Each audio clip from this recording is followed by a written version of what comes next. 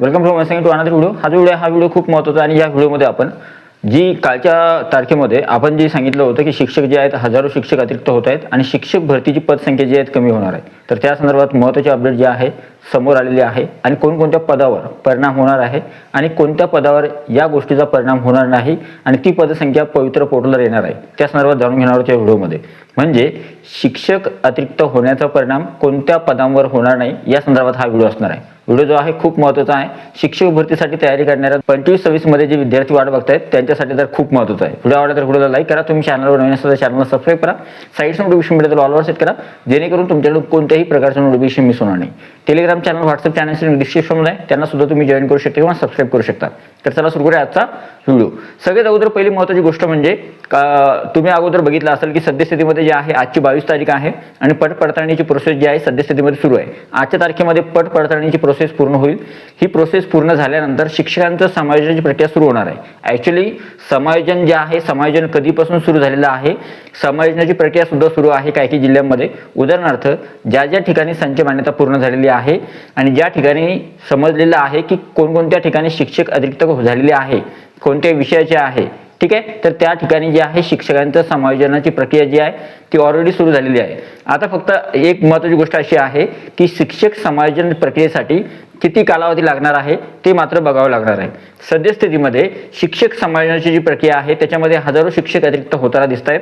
जिल्हा परिषद, महानगरपालिका, नगरपालिका म्हणजे स्थानिक स्वराज्य संस्थेमध्ये किंवा मग खाजगी शैक्षणिक संस्थेमध्ये। मग शिक्षक भरतीवर त्याचा परिणाम होणार होता का? तर शिक्षक भरतीवर त्याचा परिणाम होणार होता। कमी पदसंख्या जी आहे पवित्र पोर्टल येऊ शकते, पण मात्र अशी कोणती पदसंख्या किंवा अशी कोणती पदं आहेत की ज्याच्यावर शिक्षक अतिरिक्त होण्याचा परिणाम होणार नाही, तर त्या संदर्भात माहिती बघणार आहोत। सगळ्यात महत्त्वाची गोष्ट जी आहे ती आहे वर्ग 1 ते 5 साठी। आता तुम्हाला माहिती आहे वर्ग 1 ते 5 साठी जास्तीत जास्त जागा जिल्हा परिषदेच्या, महानगरपालिकेच्या, नगरपालिकेच्या आणि खाजगी शैक्षणिक संस्थेच्या येतात। एवढंच नाही, आदिवासी विभाग किंवा समाज कल्याणच्या जागा ज्या आहेत त्या सुद्धा वर्ग 1 ते 5 च्या ज्या आहेत। जास्तीत जास्त पुष्कळ जागा निवासी शाळा, आश्रम शाळेच्या जागा सुद्धा यावर्षी वर्ग 1 ते 5 साठी पवित्र पोर्टलवर येतील। मग या जागांवर शिक्षक जे अतिरिक्त झालेले आहेत त्यांचा परिणाम या जागेवर होणार आहे का? तर या जागेवर सुद्धा त्यांचा परिणाम जो आहे तो होणार आहे। पण मात्र जिल्हा परिषद शाळेमध्ये काही शिक्षक अतिरिक्त झाले तर कोणकोणत्या शाळेमध्ये शिक्षक अतिरिक्त होतील? ज्या ठिकाणी पटसंख्या कमी झालेली आहे, म्हणजे उदाहरणार्थ फॉर एक्झाम्पल ज्या ठिकाणी विद्यार्थी संख्या कमी आहे, म्हणजे एखादा समजा तुम्हाला उदाहरण देऊन सांगायचं म्हणलं तर समजा एखाद्या ठिकाणी दुर्गम भाग आहे, तिथं वाडी वस्ती तांड्या आहेत किंवा लोकसंख्या खूप विरळ प्रमाणामध्ये आहे, अशा ठिकाणी विद्यार्थी पटसंख्या कमी झाली, त्याच्यामुळे शिक्षकांचे पद जे आहे ते अतिरिक्त झालेलं आहे आणि त्याच्यामुळे विद्यार्थी संख्या घटल्यामुळे शिक्षक अतिरिक्त झाले, तर त्याच्यामुळे अशा शिक्षकांचं समायोजन दुसऱ्या ठिकाणी केलं जाणार आहे। म्हणजे वर्ग 1 ते 5 चा जर विचार आपण सगळ्या वर्गांचा विचार करणार आहोत किंवा सगळ्या वर्गानुसार वर्ग 1 ते 5, वर्ग 6 ते 8, 9 ते 10 आणि 11 12 सगळ्या संदर्भात बोलणार आहोत, त्याच्यामुळे निश्चिंत राहतो। ठीक आहे, तर सगळ्यात अगोदर पहिले बोलतोय आपण वर्ग 1 ते 5 साठी। तर वर्ग 1 ते 5 साठी हा परिणाम होणार आहे, पण मात्र ज्या ठिकाणी फक्त शिक्षक अतिरिक्त झालेले आहेत त्याच ठिकाणी त्याचा फटका जो आहे जागेंना बसणार आहे। आता तुम्ही एक महत्त्वाची गोष्ट लक्षात ठेवा, काही ठिकाणी जे आहे शासन कदाचित नियोजन करणार आहे की ज्या ठिकाणी एक शिक्षकी शाळा आहे, म्हणजे 10 पटसंख्या असणाऱ्या ज्या शाळा आहेत किंवा 20 पटसंख्या असणाऱ्या ज्या शाळा आहेत ते बंद होऊ नये, त्यासाठी सुद्धा शासनानं सांगितलं होतं की कोणतीही प्रकारची शाळा जी आहे बंद होणार नाही। तर जवळपास आपल्यासाठी जमेची बाजू अशी आहे की कोणतीही शाळा, एक तर ती मराठी मीडियमची असेल, उर्दू मीडियमची असेल, इंग्लिश मीडियमची असेल किंवा हिंदी मीडियमची असेल, कोणत्याही मीडियमची शाळा बंद होणार नाही। फक्त त्याच्यामध्ये जी पटसंख्या आहे विद्यार्थ्यांची ती घटल्यामुळे शिक्षक अतिरिक्त झाले तर त्या शिक्षकांना दुसऱ्या ठिकाणी स्थलांतरित त्यांचं समायोजन केलं जाणार आहे। आता ही सगळ्यात महत्त्वाची गोष्ट होती आणि एक महत्त्वाची गोष्ट अजून याच्यामध्ये एक महत्त्वाची गोष्ट इन्क्लूड करायची मला, ती अशी आहे शिक्षक अतिरिक्त होण्याचा परिणाम जास्तीत जास्त परिणाम जो आहे तो वर्ग 1 ते 5 वर जास्त दिसणार नाहीये। ठीक आहे, आता गोष्ट करूया वर्ग 6 ते 8 साठी। वर्ग 6 ते 8 साठी बघा ॲक्च्युअली 3 प्रकारचे शिक्षक जे आहेत, म्हणजे भाषा विषय, मॅथ आणि सायन्स आणि सोशल सायन्स, यापैकी मॅथ आणि सायन्सच्या जागांना काही कोणत्याही प्रकारचा धोका जो जास्तीत जास्त धोका नाहीये, शिक्षक अतिरिक्त होण्याचा परिणाम त्यांच्यावर होणार नाहीये। नंतर भाषा विषय जे आहे त्यांच्या काही ठिकाणी शिक्षक जे आहेत अतिरिक्त होत आहेत, पण तरी सुद्धा भाषा विषयात जागा येतील आणि सोशल सायन्सच्या जागा मात्र ज्या आहेत, सोशल सायन्सचे शिक्षक खूप प्रमाणामध्ये अतिरिक्त होत आहेत, त्यांचा फटका किंवा त्यांचा परिणाम जो आहे शिक्षक भरती 2025 मध्ये सोशल सायन्सच्या जागेवर पडताना आपल्याला दिसेल। पण तरी सुद्धा काही ठिकाणी ज्या ठिकाणी शिक्षक अतिरिक्त झाले आणि त्यांचं समायोजन झालं तर उर्वरित ज्या काही जागा आहेत सोशल सायन्सच्या त्या जागा मात्र शिक्षक 2025 मध्ये जे आहे पवित्र पोर्टलवर येईल। आता गोष्ट करूया वर्ग 9वी 10वी आणि 11वी 12वी साठी। तर बघा वर्ग 9वी 10वी आणि 11वी 12वीच्या ज्या शाळा आहेत तर त्या जिल्हा परिषदेच्या, महानगरपालिकेच्या, नगरपालिकेच्या थोड्या कमी असतात। खाजगीच्या संस्था म्हणजे खाजगीमध्ये सुद्धा विदाऊट इंटरव्ह्यू आणि विथ इंटरव्ह्यू जर बघितलं आपण तर विदाऊट इंटरव्ह्यूसाठी काही संस्था आहेत मोठमोठ्या संस्था, त्यांच्या जागा 9वी 10वीच्या आणि 11वी 12वीच्या जास्त असतात.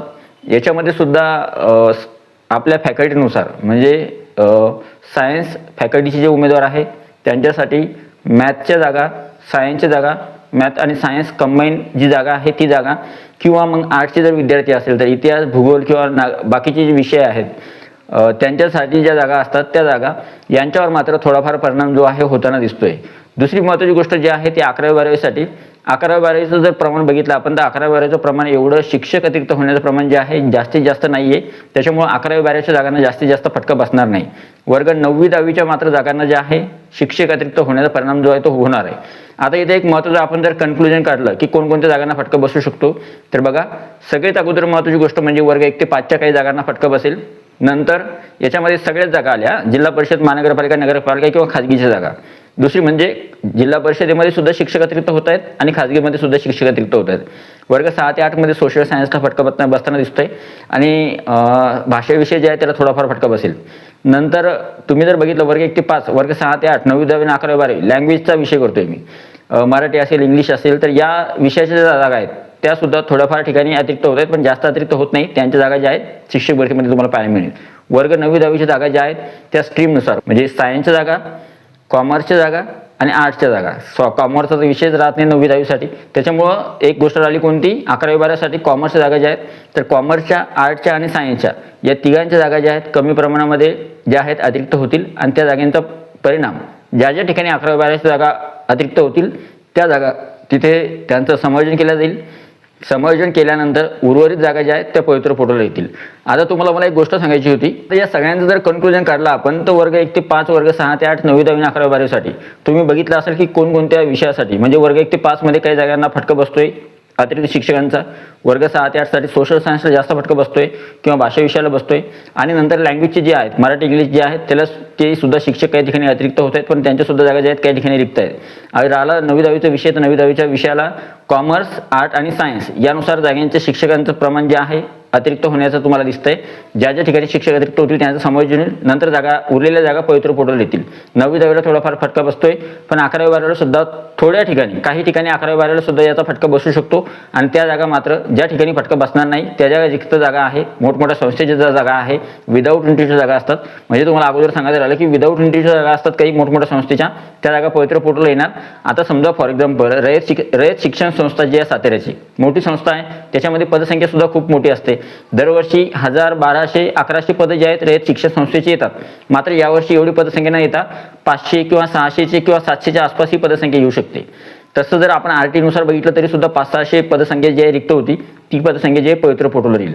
आता आला प्रश्न विथ इंटरव्ह्यूसाठी ज्या काही जागा आहेत त्याच्यामध्ये सुद्धा शिक्षक अतिरिक्त होताना दिसत आहेत. म्हणजे खाजगी शाळा ज्या आहेत त्याच्यामध्ये मुलाखतीसह हा जो प्रकार आहे त्याच्यामध्ये सुद्धा काही शाळांमध्ये शिक्षक अतिरिक्त होत आहेत.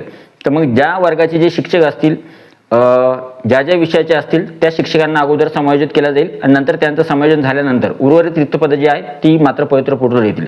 तर या व्हिडिओमध्ये आपण ह्याच गोष्टी बघितल्या की जास्तीत जास्त कोणत्या विषयाला फटका बसतोय शिक्षक अतिरिक्त होण्याचा आणि कोणत्या विषयांना फटका बसत नाहीये शिक्षक अतिरिक्त होण्याचा. म्हणजे शिक्षक अतिरिक्त झाल्यामुळं कोणकोणत्या विषयांना फटका बसणार नाही किंवा कोणकोणत्या पदांना फटका बसणार नाही ते आपण या व्हिडिओमध्ये बघितलं. आय होप ही जी इन्फॉर्मेशन किंवा हा जो व्हिडिओ आहे तुम्हाला आवडला असेल. व्हिडिओ आवडला तर व्हिडिओला लाईक करा. तुम्ही चॅनलवर नवीन असेल तर चॅनलला सबस्क्राईब करा. साईडचं नोटिफिकेशन मिळेल तर ऑलवर सेट करा.